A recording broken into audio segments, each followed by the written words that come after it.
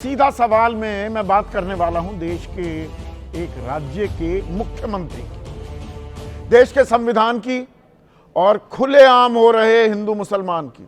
खुलेआम मैं बात कर रहा हूं असम के मुख्यमंत्री हिमंता बिस्वा शर्मा की।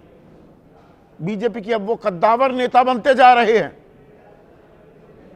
चुनाव भी आने वाले हैं असम में। अप्रैल मई के महीने में वहां चुनाव हो जाएंगे, यानी कि लगभग 5 साल होने को आए हिमंता बिस्वा शर्मा को असम का मुख्यमंत्री बने। और जो मुख्यमंत्री बनता है, कोई भी 28 राज्य हैं, 8 केंद्र शासित प्रदेश हैं, जो मुख्यमंत्री बनता है उसको संविधान की शपथ लेनी होती है। और शपथ क्या है? मैं ईश्वर की शपथ लेता हूं कि मैं विधि द्वारा स्थापित भारत के संविधान के प्रति सच्ची श्रद्धा और निष्ठा रखूंगा, कि मैं भारत की प्रभुता और अखंडता अक्षुण्ण रखूंगा, कि मैं संघ के मंत्री के रूप में अपने कर्तव्यों का श्रद्धापूर्वक और कर्तव्य निष्ठा से निर्वहन करूंगा, और मैं संविधान और विधि के अनुसार सभी प्रकार के लोगों के साथ बिना किसी भय या पक्षपात, स्नेह या द्वेष के न्यायपूर्ण व्यवहार करूंगा।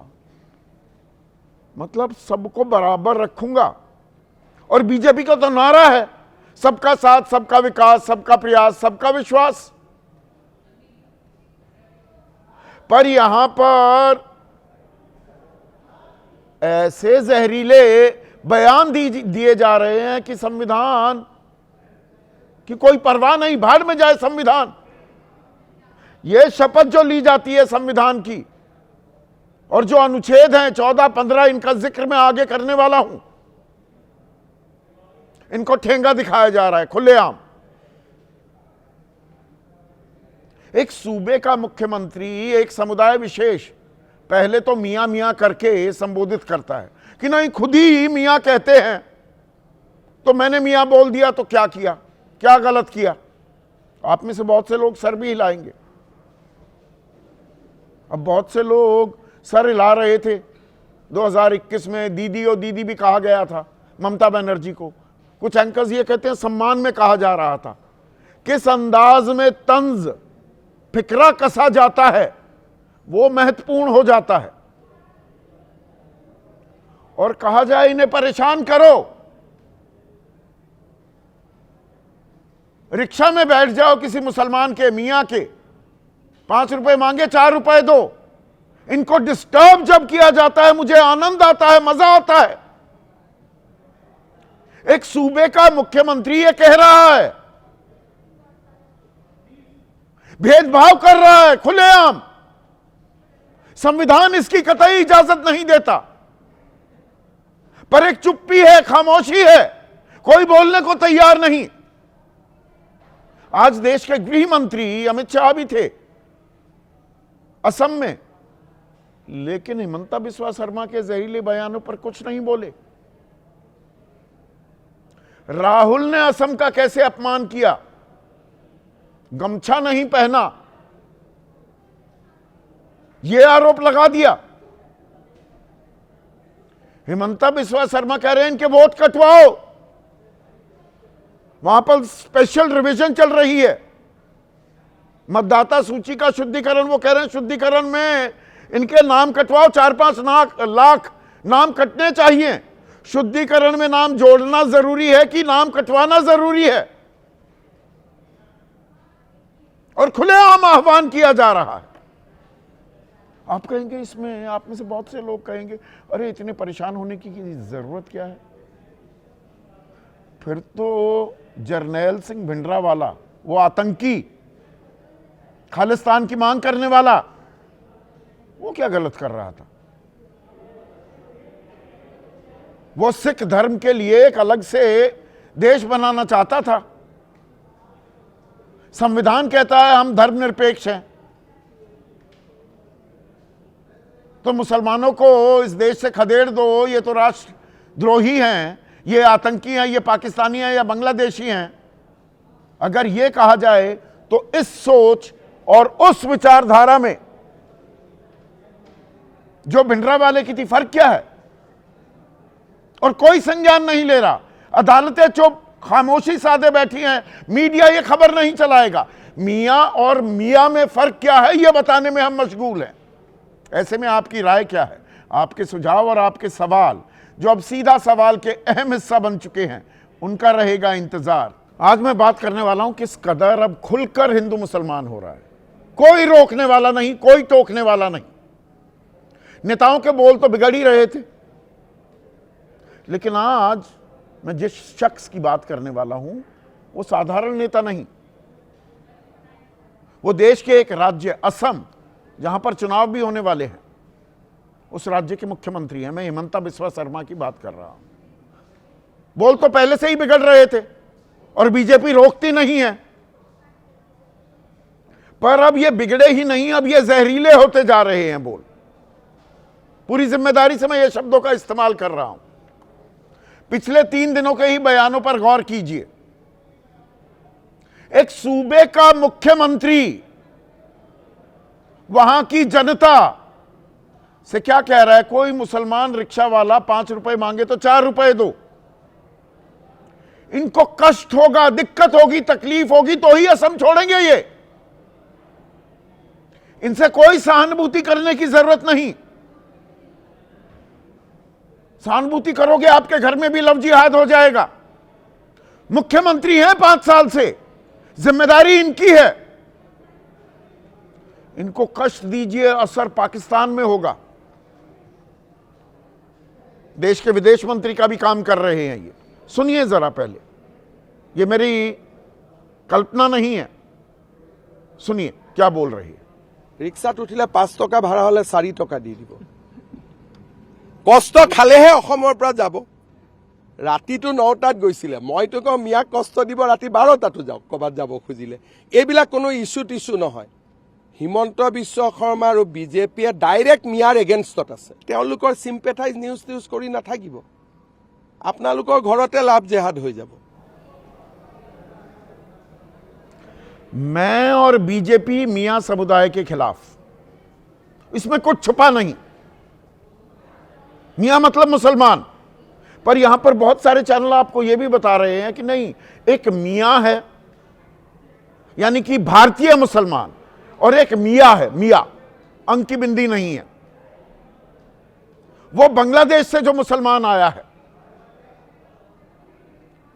तो जो राजनीतिक चतुराई, चालाकी हिमंता बिस्वा शर्मा यहां कर रहे हैं, कुछ मीडिया वाले उनका समर्थन करने के लिए मियां और मियां में फर्क कर रहे हैं कि अरे बाहर से आया है उसके बारे में तो बोल सकते हैं, अपने वालों के बारे में थोड़ा बोल रहे हैं। क्या कह रहे हैं? मियां को कोई डिस्टर्ब करता है तो मुझे खुशी होती है, और मियां को परेशान करना है तो मैं रात 12 बजे जाता हूं। और वहां पर एक स्पेशल रिवीजन चल रही है, विशेष पुनरीक्षण, गहन नहीं, इंटेंसिव नहीं, जो बाकी जगह हुआ। और इसमें अभी 3 दिन बचे हैं। तो यहां पर हिमंता बिस्वा शर्मा अपने कार्यकर्ताओं से कह रहे हैं इनके नाम कटवाओ। फॉर्म 7 जो होता है कि फॉर्म 7 भरो, 4 से 5 लाख नाम कटवाने हैं मुसलमानों के, खुल्लम खुल्ला। यहां पर किसी भी तरह की कोई लिहाज नहीं किया जा रहा है। 22 से 2 फरवरी, 22 जनवरी, आज हम 30 जनवरी को बैठे हैं, यानी कि 3 दिन बाद तक दावे और आपत्तियों का निपटारा होना है, और फाइनल वोटर लिस्ट 10 फरवरी को आ जाएगी। अब यहां पर एक दिलचस्प आपको उदाहरण देता हूं। गुजरात में नाम जोड़ने और हटाने के लिए कुल मिलाकर 16,76,000 आवेदन आए। वहां तो एसआईआर हुआ। जोड़ने के लिए 6,88,000, हटाने के लिए 9,88,000। तो यहां पर हिमंता बिस्वा शर्मा कह रहे हैं 2 हटाने के लिए आवेदन करो, इनके नाम हटवाओ।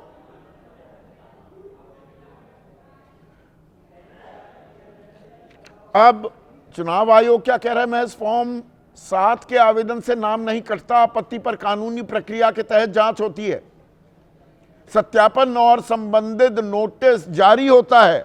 लेकिन यहां क्या कह रहे हैं हिमंता बिस्वा शर्मा कि इनको परेशान करो, मतलब मुसलमान इधर से उधर अपनी पहचान साबित करने के लिए ही भागता दौड़ता फिरता रहे। मियां लोगों को नोटिस मिल रहे हैं, इसमें छिपाने जैसा कुछ नहीं है, तो नोटिस दिए भी जा रहे हैं, पर चुनाव आयोग कह रहा है ऐसे नाम नहीं हटेंगे। पर एक शख्स जो देश का नागरिक है उसे इस कदर परेशान किया जा सकता है? आप कहेंगे अरे घुसपैठिए हैं, घुसपैठियों को तो बाहर जाना होगा। बिल्कुल जाना होगा, कौन इनकार कर रहा है? शुद्धिकरण सही मायने में हो तो असम में तो 19 लाख घुसपैठिए हैं।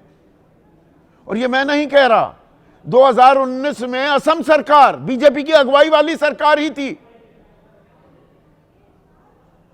सर्बानंद सोनोवाल उस वक्त मुख्यमंत्री थे। 2014 से प्रक्रिया जो शुरू हुई वो 2017 में जमीन पर उतारी गई, 18 में एक आंकड़ा आया, फिर 19 में आखिरकार जो आंकड़ा आया 19 लाख घुसपैठिए, और 2024 में बाकायदा इनका वर्गीकरण भी सामने आया। क्या वर्गीकरण था? 7 लाख मुसलमान, 5 लाख बांग्ला भाषी हिंदू, 2 लाख असमिया हिंदू, 1.5 लाख गोरखा, धार्मिक पहचान छिपाई हुई है 3.5 लाख, यानी कि 12 लाख गैर मुसलमान मिले। निकालो ना सबको, मामला सुप्रीम कोर्ट में अटकाकर लटकाकर भटकाकर रखा हुआ है, वहां पर कुछ नहीं बोलेंगे, पर यहां पर जहर जरूर घोलेंगे। और कह रही है तो खुद कहते हैं अपने आप को, मियां कहते हैं तो मैं गलत थोड़ा कह रहा हूं। इनको इतना परेशान करो कि असम छोड़कर चले जाएं। अब असम में 34% के करीब मुसलमान हैं और कुछ जिलों में उनकी तादाद बड़ी तेजी से बढ़ी है, इस बात से कतई इनकार नहीं है। ना काहू से दोस्ती ना काहू से बैर, मैं सारे फैक्ट्स आपको देता हूं। पर यह हुआ किसके राज में? 11 साल से केंद्र में बीजेपी की अगुवाई वाली सरकार, 10 साल होने को आए असम में बीजेपी की अगुवाई वाली सरकार।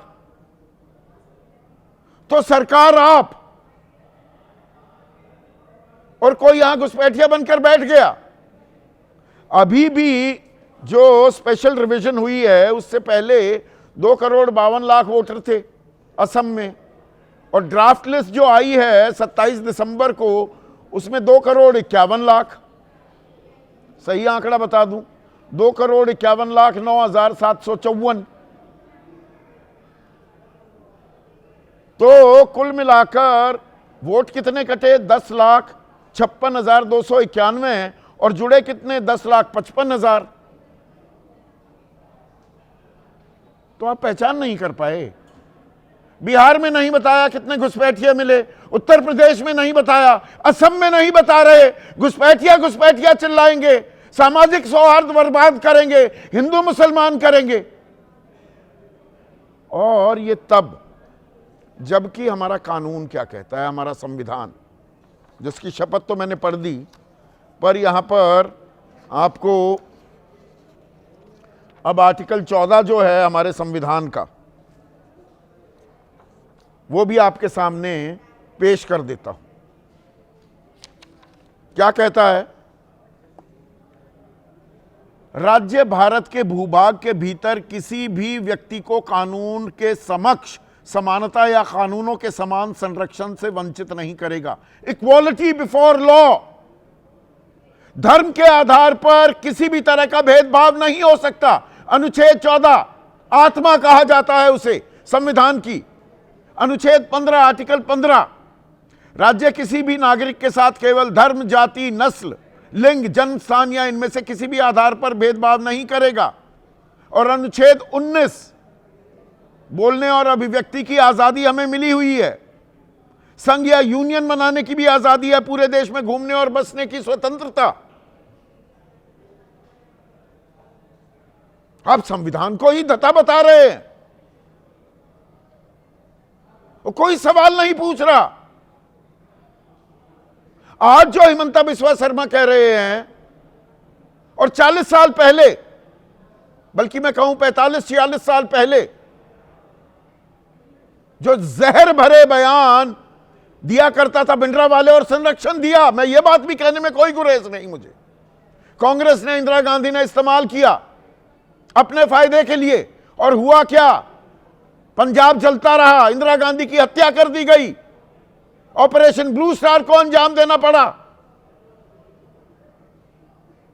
वो भी तो अपने धर्म के लिए एक राष्ट्र मांग रहा था, हिंदू राष्ट्र यहां पर कहते हैं, तो या तो हिंदू राष्ट्र बनने की बात कह दो, संविधान में बदलाव कर दो, पर हिमंता बिस्वा शर्मा को रोका नहीं जा रहा। आज गृह मंत्री अमित शाह वो असम में थे और वहां राहुल गांधी पर वार किया। किस बात पर वार किया? भाई राजनेता है, वार पलटवार होने चाहिए, मुझे उससे कोई गुरेज नहीं। कि गणतंत्र दिवस कार्यक्रम में राहुल ने असमिया गमछा क्यों नहीं पहना? राष्ट्रपति भवन में एक कार्यक्रम आयोजित हुआ था दर्शकों, उसका थीम था नॉर्थ ईस्ट, पूर्वोत्तर भारत। तो आजकल तो जहां जाओ, जिस राज्य में जाओ, वैसी वेशभूषा पहनो तो आप राष्ट्रभक्त हो जाते हैं। राहुल गांधी बिना कोई गमछा पहने हो गए वहां उस कार्यक्रम में शरीक, कि जी अपमान कर दिया असम का। यहां असम की आबादी का अपमान नहीं हो रहा है, मियां मियां करके ठेंगा दिखाया जा रहा है। चुनाव आयोग संज्ञान नहीं ले रहा, अदालतें संज्ञान नहीं ले रही।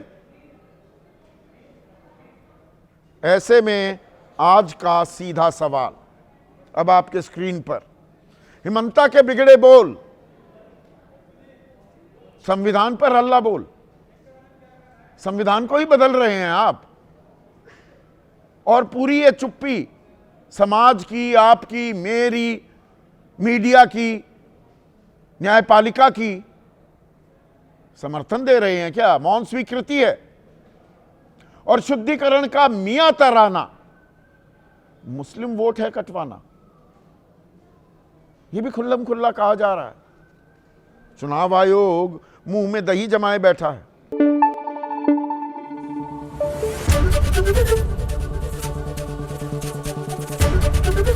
एबीपी न्यूज आपको रखे आगे।